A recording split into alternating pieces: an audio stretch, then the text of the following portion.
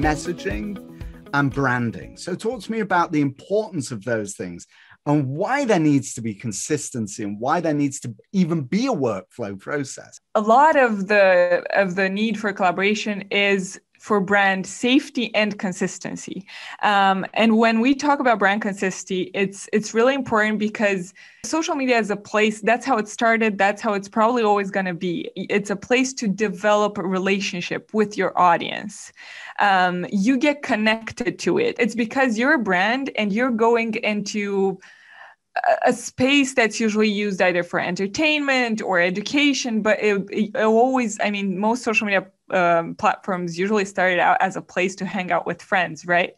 So when you as a brand go into that space, you have to bring them something and you have to get connected to become personal. And for that, you need consistency because you have a brand persona. And when people follow you, they follow you because they expect you to bring them some sort of content and some sort of tone.